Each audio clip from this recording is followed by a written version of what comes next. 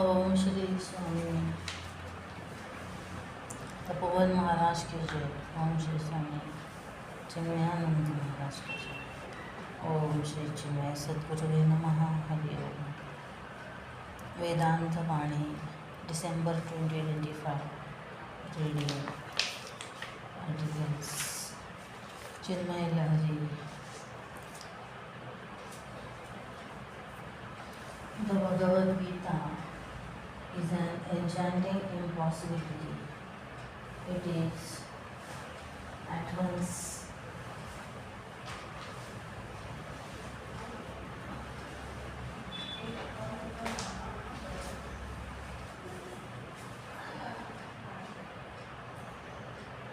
a science and philosophy,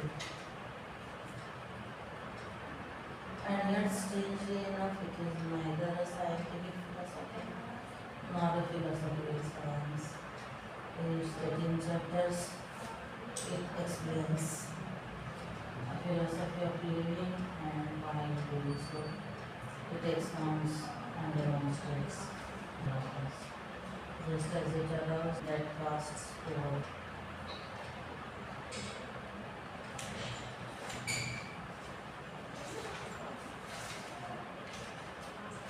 The call of action.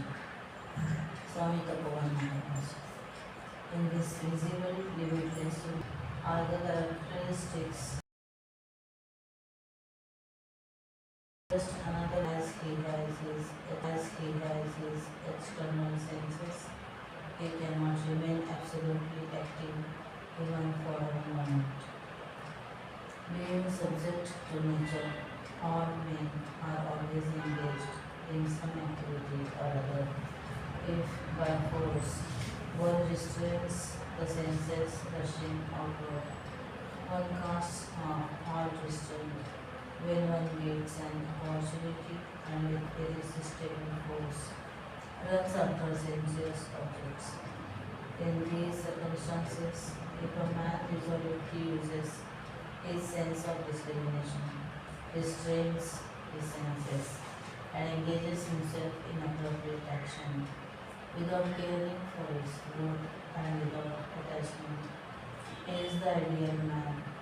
Even pure and innocent actions become muddled and produce disquietude if done with desire for their fruits. If good actions are performed as a mode of worship, they lead the doers to peace and tranquility. Action is the very lifeblood of worldliness. Action keeps samsara going. If a man abandons action out of the unwillingness to exert or take pains, his inaction is bound to produce evil results. Renunciation of action affects the world over order. It jeopardizes the world's welfare. The man who shuns action too suffers. Every man should therefore engage himself in appropriate action for the purification of the self and the welfare of the world, of course, without desiring the results.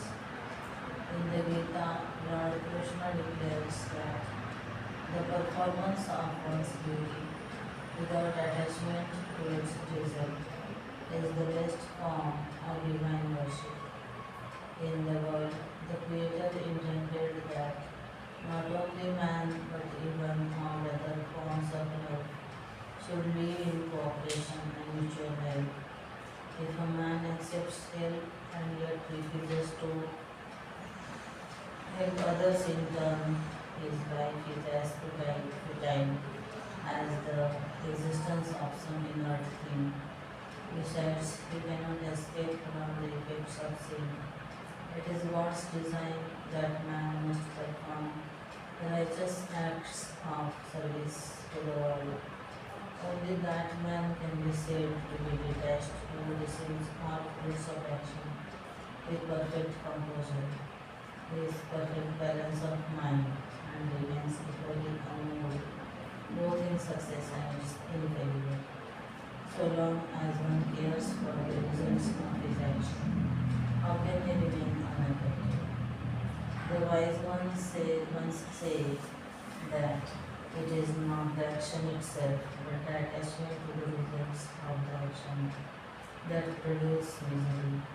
Unless a man engages himself in virtuous acts approved by good people, he will be compelled by the force of nature to indulge in unrighteous acts.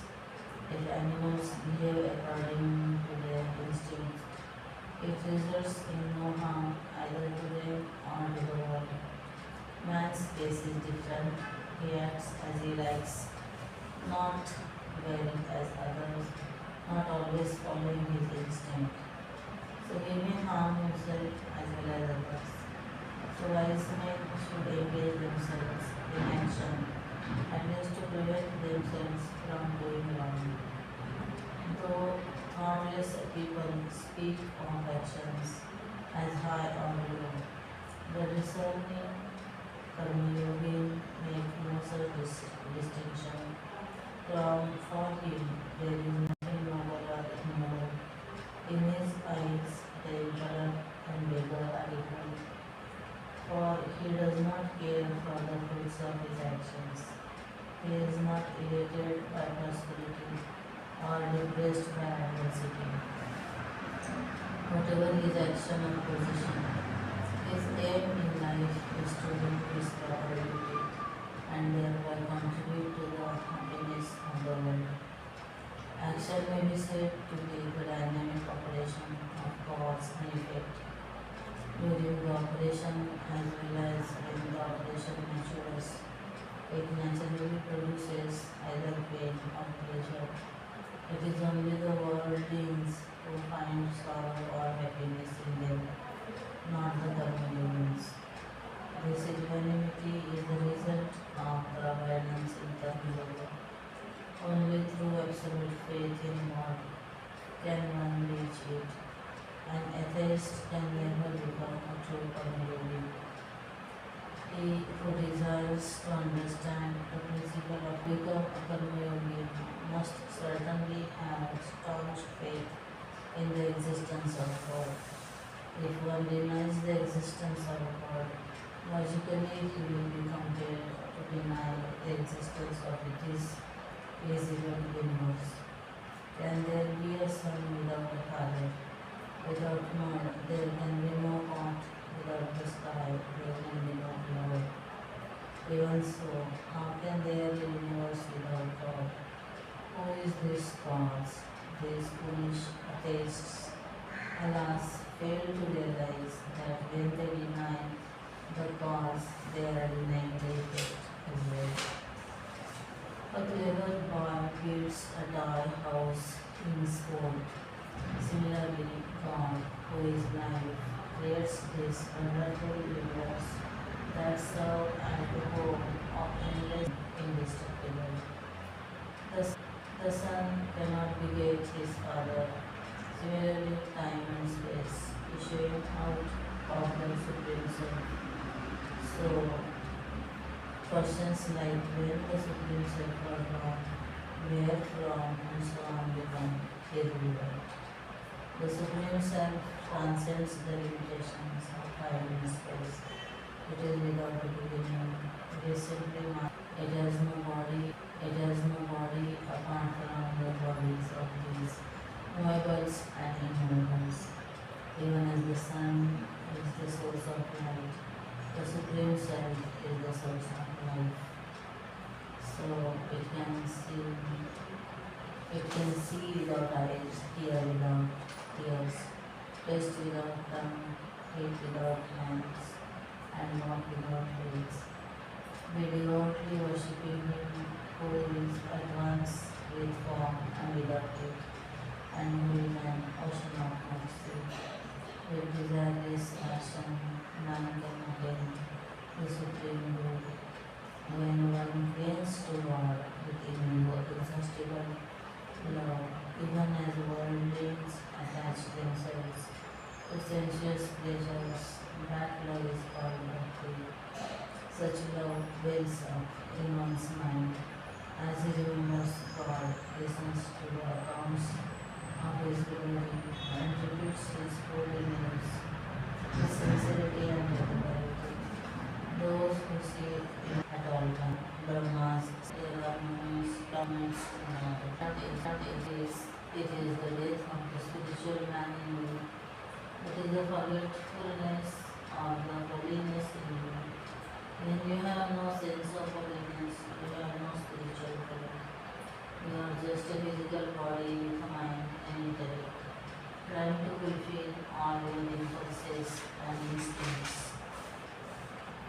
Brahmaji is Brahman functioning with the total vasanas. He created four sons who were extremely sattvic. There was neither misapprehension nor non-apprehension of the reality in their mind and intellect. Therefore, they immediately prostrated to their father and asked to be instructed about the Atman and Brahman. That is all they wanted, nothing else. In his fatherly love, the Creator poured out his knowledge of Advaita. The four boys already possessed the necessary qualifications of Viveka, Vedanta, Shat Sampatti, and Manushyatam. Therefore, the moment they heard about the Supreme and his glory, they sat in a corner of the great hall and went into Samadhi. Their minds merged into the Supreme. Sanat Kumar, one of those sons of Brahmaji, has declared that Pramada is real death. Every living being goes through a physical death, but real death is when the spiritual urge has died. This is the most tragic of all deaths. The son received instructions directly from the Creator himself, not from an ordinary Swami or Guru that might have misunderstood. Brahmaji, the Creator, could not have misunderstood it, because he is Brahman himself, expressing truly total vasanas. He is the author of the Vedas. His son got it directly from him, so it is authentic. It is not far-fetched. There is no room for misunderstanding. So Kumar declared that his self-forgetfulness, forgetting him who is in your heart, losing the sense of holiness, is the greatest death for a spiritual seeker. It is the death of the spiritual person in you. Once that spiritual entity in you is dead, you are too late animal. You may be intelligent, but that intelligence is used only in analyzing and trying to study that which is not there. It is like in writing the autobiography or the horoscope of the ghost in the post. The word is not there when you wake up to the higher state of consciousness. You are busy studying the universe. Where is it? You only see it when you are awake. When you are dreaming, there is another universe. In deep sleep, there is no universe. Then what are you studying?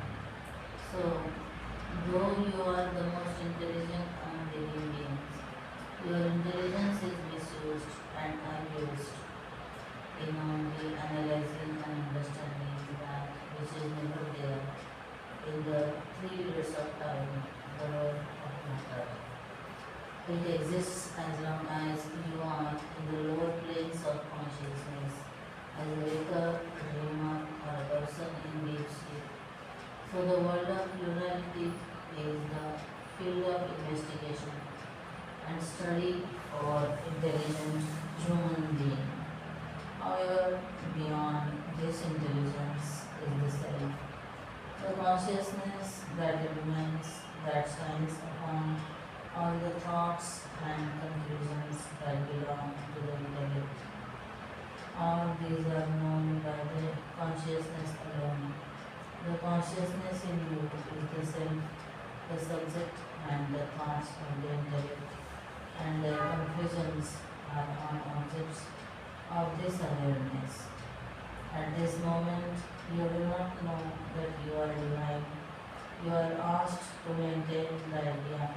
It is like encouraging the son of a doctor to play the game of being one, so that the right some star is created, and later on he wants to be nothing but a doctor. Dire consequences. You may question, suppose I don't remember it, what is wrong?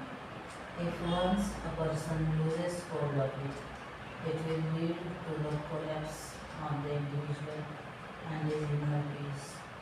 The same idea stated in verse 321, Vivek Chudamani, is being expounded but more exhaustive. The teacher again emphasizes that there is no greater tragedy than self-forgetfulness. This carelessness of ours. Take instance of a drunkard driving a very fastly and powerful car when waves of pramada overcome him. He forgets that he is driving on the road. He falls asleep and loses his hold on the steering wheel. When he becomes conscious, he is lying on a hospital bed. Then he has to ask everybody, how did this happen? He himself doesn't know. Once you give up your hold on the concept of the higher, the divine in you, when you forget your relationship with him, you are a creature without love, kindness, tolerance, mercy, or understanding, like a mad dog which runs all over, not knowing where he is going, jumping at everything, and biting everybody. You run about and live totally in the ego and its endless selfish desires. Hence, there is no greater anartha, tragedy, or calamity that can happen to you who are educated and cultured than forgetfulness with the divine touch in you, the spiritual entity in you. Other types of human beings are not yet fully evolved. They have become human in structure, but in their mental and intellectual ability, some of them are at the lower level of evolution. They are devoid of kindness, tolerance, or mercy. All they want is to fulfill their own selfish desires. How few are there who possess the humane qualities of compassion, love, tolerance, mercy, and kindness? So, a jnani is one who consciously wants to live the higher life, not just remain a slave to his own ego and sensuality. He has the courage and the wisdom to say no to the body and the mind and live a righteous life. In the Kathopanishad it is said that this path is as sharp as a razor's edge. Temptation will come from all around to pull you down to sensuality and visual pleasure. You have to be very alert and steady. Again, you may argue, what does it matter? I do 3 hours of meditation in the morning, 2 in the evening. Swamiji, that is enough. What is wrong if I forget in between? What happens when you lose your hope in striving to reach the peak of evolution? What happens when you are scrambling on the sides of the mountain of success and you forget a pot to hold on? You need not worry. The gravitational pull will do everything. 32 feet per second with acceleration you will come down, down, down. Whether you live on the stone shadows will depend on Newton's law of action and reaction. Being equal and opposite, nobody can see it. Delusion, egoism, bondage, and sorrow. Once that whole is gone, the sense of holiness is gone. No more illusory misconceptions coming. The mind starts projecting. You identify with the body, mind, and intellect, and your ego is crystallized. Ahamati.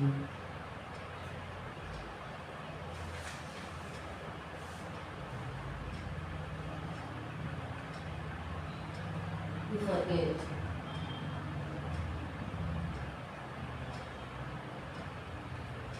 Which God? Where goes God? It is only me, I.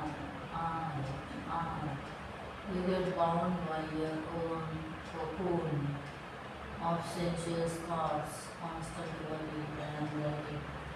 How to get what I have not, what I have not got.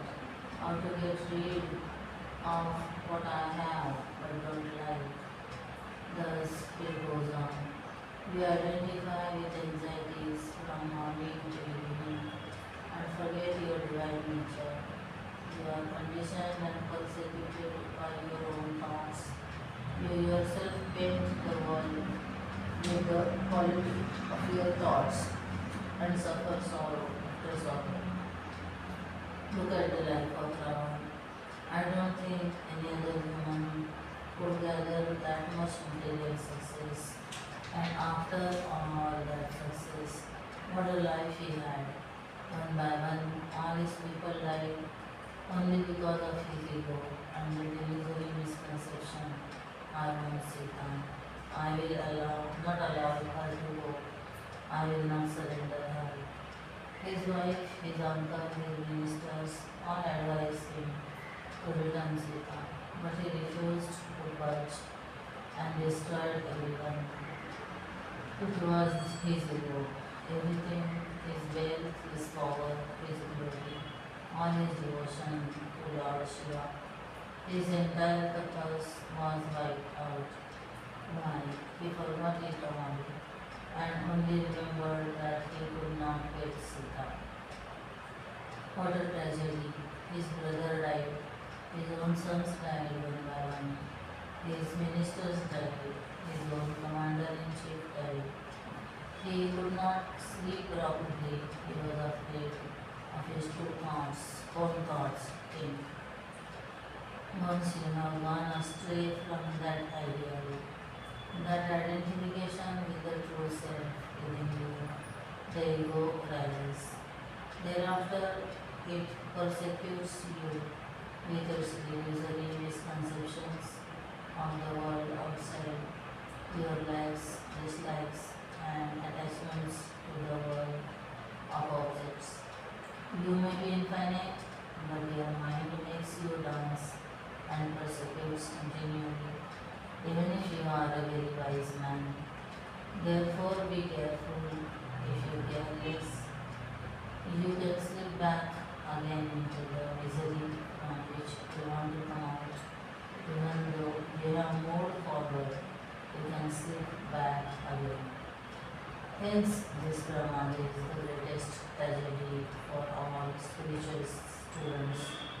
Once you have lost sight of the higher reality, the ego crystallizes and the desire to possess more and more things in the world outside. In the outer world, even if their joy is momentary, sucks you into more and more sorrows and tragedies. Therefore, even though you are a serious seeker, Pramada makes you forget the holiness in you. It is mrityu, death of the spiritual instinct in you. Hence, be alert and avoid Pramada.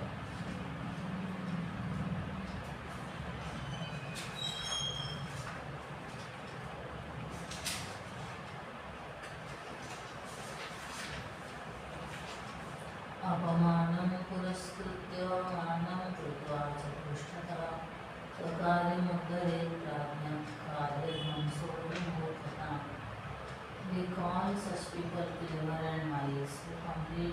assignments in spite of abuse and continuous obstacles appearing in between. They know that incompletion of a given assignment is itself a great shame for them. By means of love and knowledge, sages cross this ocean of Maya and reach that supreme auspicious state which is everlasting, ever pure, absolute, unrivaled, and beyond birth and death, says Swami Bhagavan Maharaj.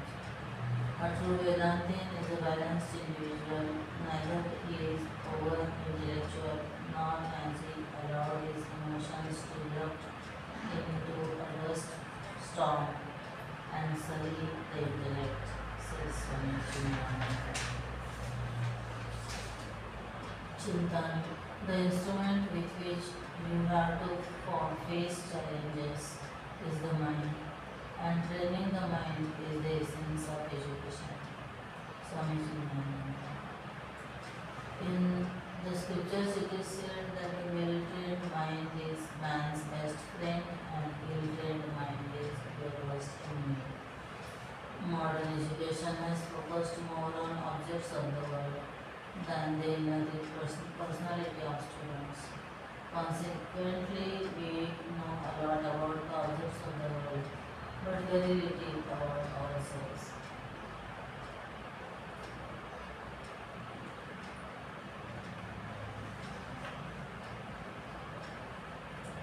Throughout life, focus on the acquiring objects to enhance our happiness, security, etc. We have taken ourselves for granted.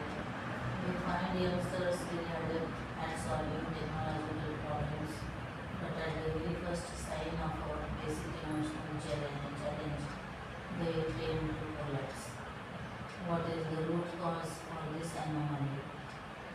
Many a times we exclaim that we did not expect this from such a promising student.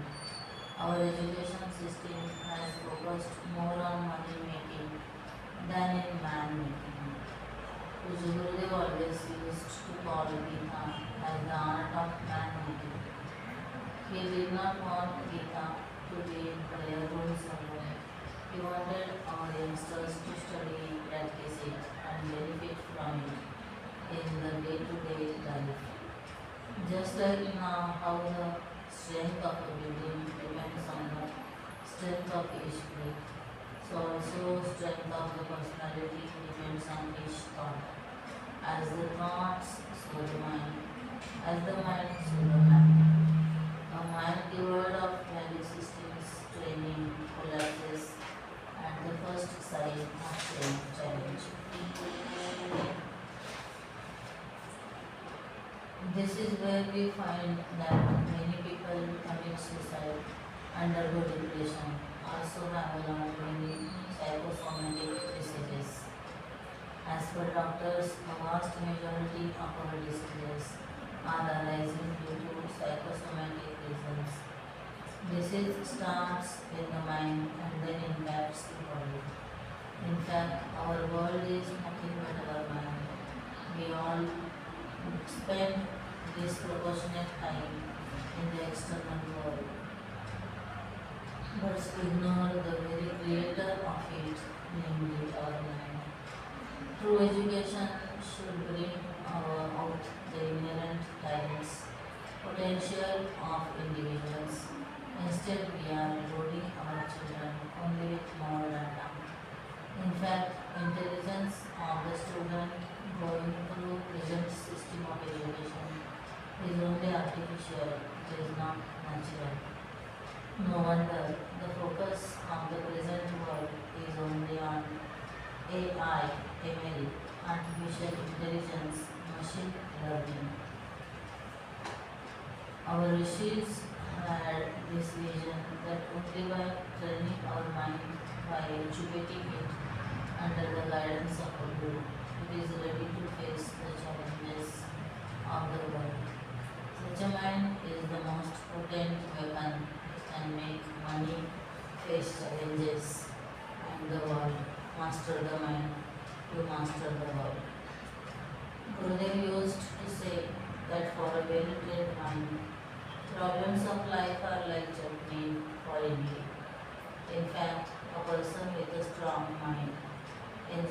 challenges as it brings the best out of him or her. For a trained mind, nothing is insurmountable. It is a challenge ungiven, it is unable to handle. Everything we face in life is only a situation. Our inability to handle it converts it into a problem or a crisis. Our education system should focus on empowering our children so that they look at the situation only as such. Quieter the mind, brilliant the intellect. A mind guided by a well-trained intellect helps the individual to face all challenges of life and to reach the goal safely. The chariot analogy in the Upanishad and in Gita explains this very well. It underscores the importance of an educated intellect. It is not intuition but tuition, wherein the intellect undergoes a systematic and consistent study of the Vedantic scripture.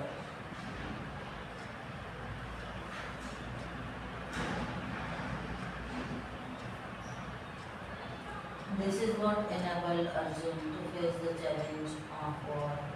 Thanks to Lord Krishna for the length of time under the guidance of a competent Arjun.